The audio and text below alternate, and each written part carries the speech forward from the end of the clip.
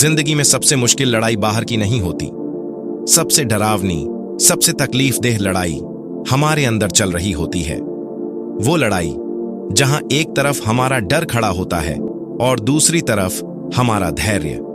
एक तरफ चीखते सवाल होते हैं, कब तक सहूं, और दूसरी तरफ होती है बुद्ध की वो शांत आंखें जो सिर्फ एक बात कहती हैं, शांत रहो, समय बदल जाएगा। लेकिन कैसे? जब सब कुछ छिन जाए, जब रिश्ते टूट जाएं, जब अपमान मिले, जब दुनिया हंसे, और तब भी अगर कोई कहे शांत रहो, तो क्या ये आसान है? नहीं, ये आसान नहीं है। पर यही वो राह है जहां से बुद्धत्व की शुरुआत होती है। बहुत समय पहले की बात है। एक गांव था, शांति से भरा, लेकिन वहां एक युवा था जो हर रोज खुद से लड़ता था। नाम था अर्जुन।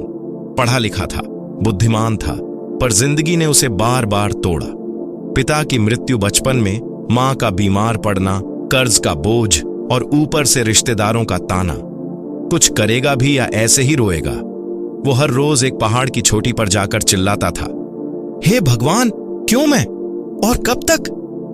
लेकिन जवाब में सिर्फ हवा चलती और सन्नाटा।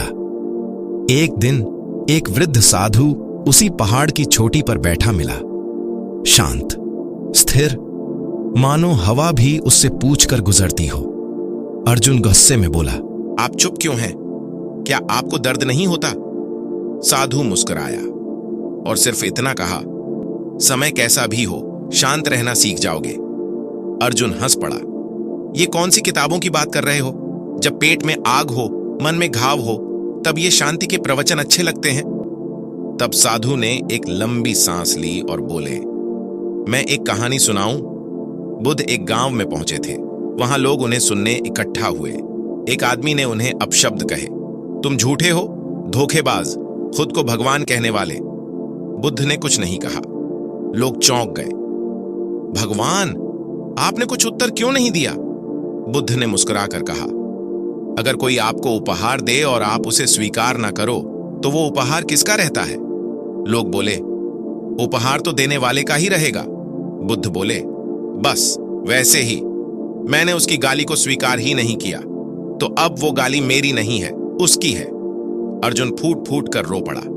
मैं भी वही कर रहा हूं, हर गाली, हर अपमान को पकड़ कर रख रहा हूं और खुद को जलाता जा रहा हूं। साधु बोले, समय चाहे कैसा भी हो अर्जुन, तू अगर बाहर की हलचल से खुद को जोड़ता रहेगा तो तू कभी शांत नहीं होगा।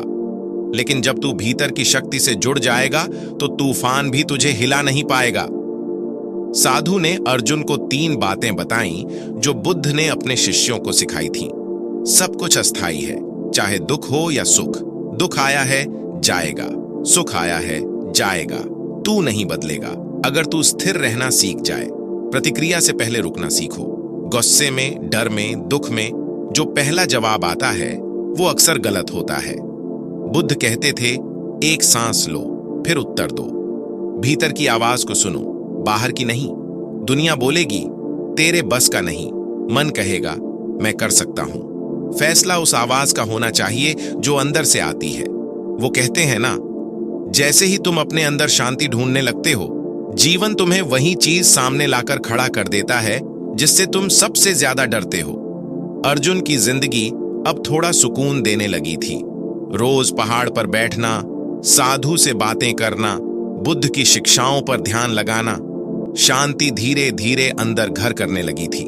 लेकिन एक शाम अर्जुन जैसे ही नीचे गांव लौटा, कुछ लोग उसके घर के बाहर खड़े थे, गुस्से में।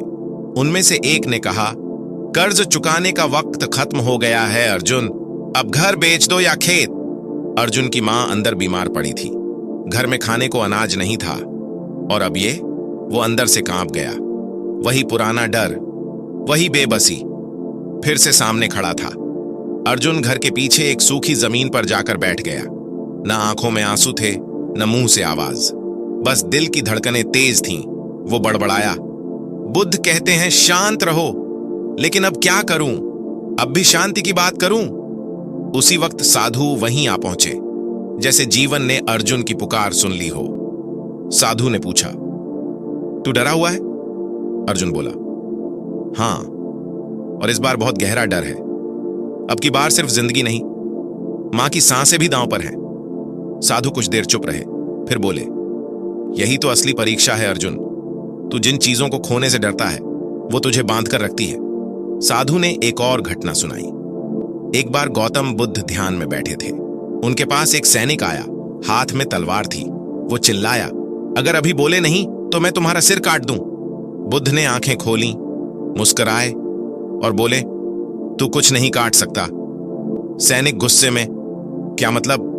बुद्ध बोले, क्योंकि जिस चीज को तू काटना चाहता है वो मैं नहीं हूं।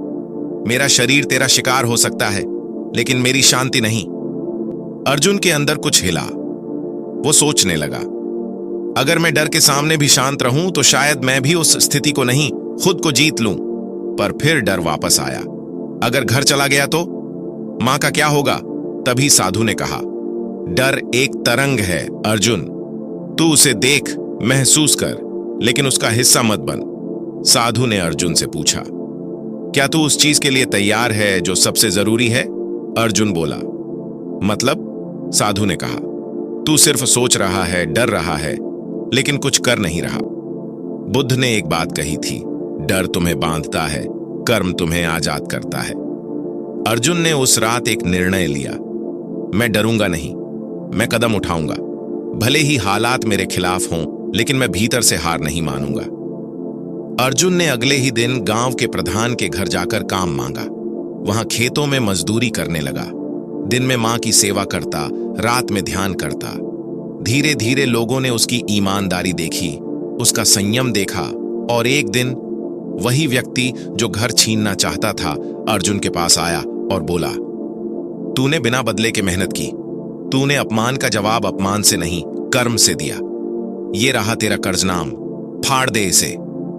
अर्जुन उस कागज को हाथ में लिए पहाड़ की चोटी पर गया और एक गहरी सांस लेते हुए कहा, आज मैंने समझा, डर मुझे हर बार तोड़ नहीं सकता। अगर मैं शांत रहकर सही निर्णय ले पाऊं तो डर खुद झुक जाएगा। जब जिंदगी तुम्हें हर ओर से तोड़ चुकी होती है और तब कोई अपना भी अगर हाथ छोड़ दे तो सबसे ज्यादा आवाज उसी वक्त भीतर आती है, अब तो खत्म हो गया। लेकिन वहीं से बुद्ध की असली सीख शुरू होती है। उस रात मां को तेज बुखार आया, सांसें उखड़ रही थीं, आंखें उलझ रही थीं और होठों पर एक ही शब्द था, अर्जुन बेटा। अर्जुन भागा भागा वैद्य को बुलाने गया। गांव के वैद्य ने दवा दी, लेकिन कहा, अब ज्यादा समय नहीं है, बहुत कमजोर हो गई हैं। अर्जुन की दुनिया हिल गई। घर की दीवारें जैसे खिसक गई हों, छत जैसे गिरने लगी हों। वो जो अब तक भीतर मजबूती से बैठा था, अचानक चिल्लाने लगा, नहीं भगवान, ऐसा मत करना, अब नहीं। अर्जुन भागा पहाड़ की तरफ। साधु वहां नहीं थे, वो अकेला था। वो जोर जोर से चीख पड़ा, तू कहता है शांत रहो, अब बता, जब मां की जान जा रही है तब कौन सी शांति बचती है? अर्जुन की आंखें लाल थीं और वो मिट्टी में गिरकर कांप रहा था। तभी हवा चली और वो आवाज आई, उसी साधु की, मृत्यु के सामने जो शांत रहना सीख जाए वही मुक्त होता है। साधु ने दूर से आते हुए कहा, क्या तूने किसा गौतमी की कहानी सुनी है? अर्जुन चुप था। साधु बोले, किसा गौतमी का बेटा मर गया था। वो रोती हुई बुद्ध के पास पहुंची, मुझे मेरा बेटा लौटा दो। बुद्ध बोले, मैं उसे जिंदा कर दूंगा, लेकिन पहले गांव में जाओ और एक ऐसा घर ढूंढो जहां किसी की मौत ना हुई हो। वहां से एक सरसों का दाना लाओ। किसा पूरे गांव घूम आई, लेकिन कोई घर ऐसा नहीं मिला। वो वापस बुद्ध के पास आई। बुद्ध ने कहा, मृत्यु सबका सच है, कोई इससे नहीं बचा, लेकिन इसे जानकर जो टूटता नहीं वही जागृत होता है। अर्जुन मां के पास लौटा। उसने मां का हाथ थामा और धीरे धीरे मां की सांसें कम होती गईं। लेकिन इस बार अर्जुन चीखा नहीं, गिरा नहीं, बल्कि मां के कान में एक बात कहता रहा, मां, अब मैं समझ गया, ये शरीर जाएगा, लेकिन तेरी सीख मेरे साथ रहेगी। मां के जाने के बाद गांव के लोग आए कंधा देने, लेकिन जो सबसे ज्यादा चौंक गए वो ये देखकर कि अर्जुन का चेहरा शांत था और उसकी आंखों में नफरत नहीं, समर्पण था। लोगों ने पूछा, तू रो क्यों नहीं रहा? अर्जुन बोला, मां शरीर छोड़ गई है, पर मैं जानता हूं वो मेरी हर सांस में है। अब रोकर मैं उसे कैसे वापस लाऊं? जिसने मृत्यु को देखा और विचलित नहीं हुआ वही जीवन को समझता है।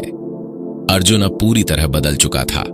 अब वह गांव का युवा नहीं था, अब वह बुद्ध की राह पर चलने वाला एक साधक बन चुका था। अब तक अर्जुन ने मां को खोया, डर को हराया, अपमान सहा और जीवन के मायनों को समझना शुरू कर दिया था।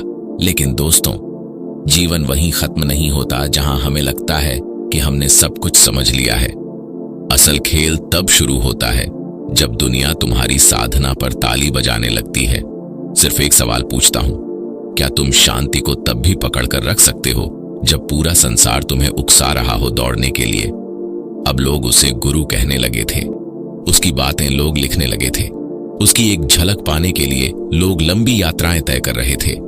अर्जुन ने कभी यह सब नहीं चाहा था, लेकिन अब उसके आसपास आदर, प्रसिद्धि और समाज का आकर्षण बढ़ने लगा था। और धीरे धीरे वही अर्जुन जो कभी आत्मा की आवाज सुनता था, अब दूसरों की वाहवाही सुनने लगा। एक दिन वो पहाड़ की उस चोटी पर पहुंचा जहां साधु कभी उसे मिले थे, लेकिन इस बार चुप्पी थी।